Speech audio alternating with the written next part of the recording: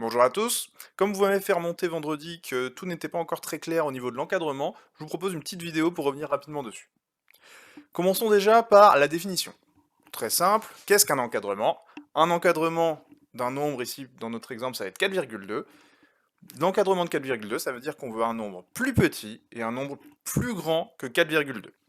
Alors, ça peut être n'importe quel nombre plus petit, n'importe quel nombre plus grand. Par exemple, si je prends 0, 0 est plus petit que 4,2.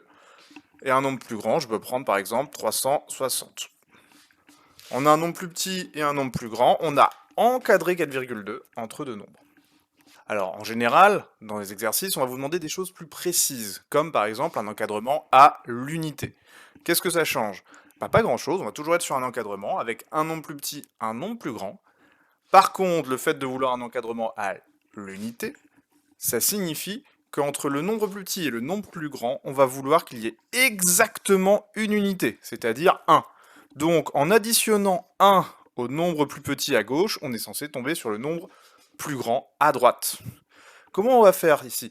Alors, dans des cas comme celui-ci, ça peut être assez simple. Pour avoir un encadrement à l'unité, des fois, le plus simple, c'est de rester à l'unité, c'est-à-dire sur des nombres entiers. Qu'est-ce qu'on a comme nombre entier juste en dessous de 4,2? On a 4. Qu'est-ce qu'on a comme nombre entier juste au-dessus de 4,2? On a 5. Une petite vérification de la taille de l'encadrement. 4 plus 1, 5. On a bien un encadrement à l'unité. Hélas, d'autres fois, les cas peuvent être un peu plus difficiles. Prenons par exemple ce cas-ci. Ici, on veut un encadrement au dixième. Cela signifie que entre le nombre de gauche et le nombre de droite, il faut qu'il y ait exactement un dixième, c'est-à-dire 0,1. Si on refait la même technique que dessus ici, qu'on prend un nombre au dixième juste en dessous et un nombre au dixième juste au-dessus, qu'est-ce qu'on va obtenir? Tout simplement, on va obtenir 4,1, le dixième juste en dessous, et 4,3, le dixième juste au-dessus. Mais là, on va avoir un problème. Pourquoi? Regardez, pour aller de 4,1 à 4,3, est-ce qu'on a un dixième? Non, on en a deux. Là, l'encadrement va pas être bon, on va effacer le nombre plus grand. Par contre, le nombre plus petit, on va le garder. Pourquoi? Parce que certes, il n'est pas bon pour l'encadrement non plus, mais il va nous aider, il va nous servir de base pour la suite. Est-ce qu'il n'y a vraiment pas de nombre entre 4,1 et 4,2? Si vous vous rappelez ce qu'on a vu sur les comparaisons et sur les demi-droites graduées surtout, qu'est-ce qu'on peut faire? On peut rajouter des centièmes. 4,1, ça peut aussi s'écrire 4,10 centièmes. Et si on change les zéros, admettons par, allez, au hasard, un 3, 4,13 centièmes, on est toujours plus petit que 4,2.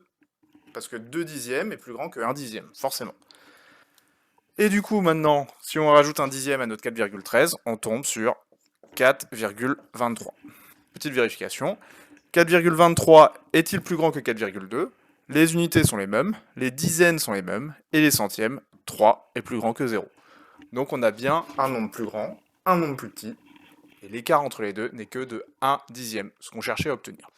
Voilà, j'espère que cette méthode légèrement différente de celle qu'on a vue en cours sera plus simple, sera plus claire. Si jamais vous avez toujours des questions, ou vous voulez des exercices, des corrigés, etc., n'hésitez pas à envoyer un petit message sur École Direct, ou un commentaire sur cette vidéo d'ailleurs, ça marche aussi. Du coup, je vous souhaite de bonnes révisions, un bon week-end, et puis à lundi.